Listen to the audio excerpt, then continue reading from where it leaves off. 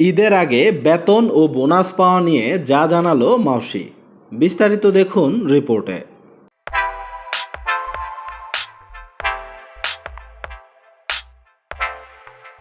বেসরকারি স্কুল ও কলেজের শিক্ষকদের বেতন নিয়ে অনিশ্চয়তা। ঈদের আগে মে মাসের বেতন পাওয়ার সম্ভাবনা কম।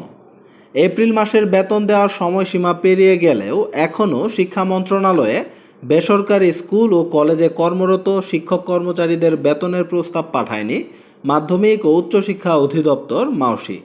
ফলে নির্ধারিত সময়ের মধ্যে বেতন দেওয়ার বিষয়ে অনিশ্চয়তা দেখা দিয়েছে। এপ্রিলের বেতন না হলে ঈদুল আজহার আগে মে মাসের বেতন এবং উৎসব ভাতা পাওয়া নিয়েও দেখা দিয়েছে অনিশ্চয়তা এবং উৎকণ্ঠা। এ বিষয়ে মাউসির এডুকেশন ম্যানেজমেন্ট ইনফরমেশন সিস্টেম অর্থাৎ ইএমআইএস সেল জানিয়েছে, শিক্ষক কর্মচারীরা ঈদের আগেই মে মাসের বেতন এবং উৎসব ভাতা পাবেন বলে তারা আশা করছে। তবে শিক্ষা মন্ত্রণালয়ের সংশ্লিষ্ট কর্মকর্তারা জানিয়েছেন, ঈদের আগেই উৎসব ভাতা দেওয়া গেলেও মে মাসের বেতন দেওয়া সম্ভব নাও হতে পারে। মাধ্যমিক ও উচ্চশিক্ষা বিভাগের অতিরিক্ত সচিব মোহাম্মদ মিজানুর রহমান জানান, এপ্রিল মাসের বেতনের প্রস্তাব চলতি সপ্তাহের মধ্যেই পাঠানো হবে। এরপর আগামী সপ্তাহে শিক্ষকদের এপ্রিলের বেতন পরিশোধ হতে পারে।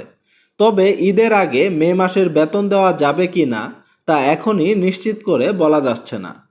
শিক্ষা মন্ত্রণালয়ের একজন কর্মকর্তা নাম প্রকাশ না করার শর্তে জানান, বেসরকারি শিক্ষা প্রতিষ্ঠানগুলোর শিক্ষক কর্মচারীদের বেতনের প্রস্তাব প্রথমে প্রতিটি প্রতিষ্ঠান থেকে ইএমআইএস সেলে পাঠানো হয়।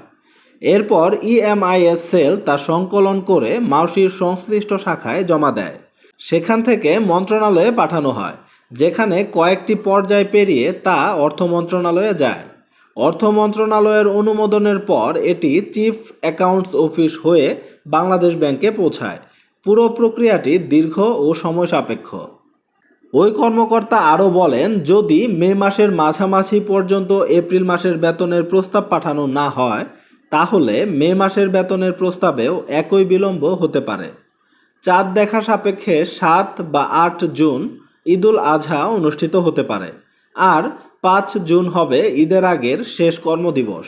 তাই স্পষ্টত বোঝা যাচ্ছে যে ঈদের আগেই মে মাসের বেতন পরিশোধ সম্ভব না হলেও উৎসব ভাতা দেওয়ার সম্ভাবনা রয়েছে।